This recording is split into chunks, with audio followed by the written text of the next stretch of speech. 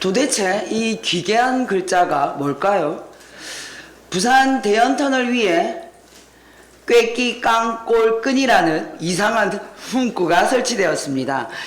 읽기도 어려운 이 기괴한 글자를 본 분이 지난 21일 네이버 지식인에 부산 도시고속 대연터널 위에 꾀끼 깡꼴 끈이란 간판이 있던데 이게 뭐죠?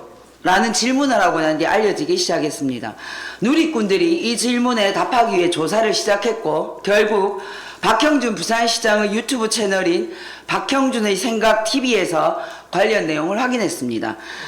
꾀끼 깡꼴 끈은 박형준 부산시장이 지난 1월 2일 시무식에서 공직자가 가져야 할 5가지 덕목이라며 말한 내용입니다. 공직자는 꾀, 지혜, 끼, 에너지, 깡, 용기, 꼴, 디자인, 끈, 네트워킹이 필요하다고 말했습니다. 그걸 듣고 부산시장이 임명한 낙하산 인사가 사장으로 있는 부산시설공단이 이런 짓을 한 것입니다. 부산 대연터널은 네, 저도 읽으면서도 웃음이 나옵니다. 차량 통행이 많은 곳입니다. 부산 시민의 안전을 챙겨야 하는 부산시설공단이 고속도로 터널 위에 저런 문구를 설치하여 운전 중인 운전자의 집중력을 분산시키는 위험한 짓을 한 것입니다. 논란이 되자 결국 가림막으로 글자를 가렸습니다. 글자 만들어 설치하는데도 글자를 가리는데도 부산 시민의 혈세가 쓰였습니다. 얼마 전 이성만 의원은 국회에서 기자회견을 통해서 용산 대통령실 바로 앞 육군 서울 사무소 앞에 설치된 기괴한 구조물에 대해 의혹을 제기한 바 있습니다. 한강 방향으로 기괴한 5개의 흉관이 세로로 세워져 있고 나무로 주위를 둘러싸 시선을 가리고 있다고 합니다. 대통령실은 이 흉관 안에 무엇이 들어있는지 어떤 비용으로 이런 공사를 했는지 국민의 대표인 국회의원의 질의에 대답하지 않고 있습니다. 멀쩡한 청와대를 버리고 막대한 예산을 낭비하면서 용산으로 대통령실을 옮겼던 윤석열 정권입니다.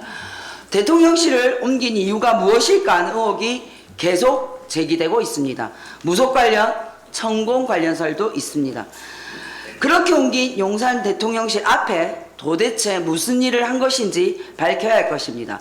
대통령실 앞은 대통령 후보의 사적 취향을 위한 사유지가 아닙니다. 국가를 위해 존재하는 공간입니다.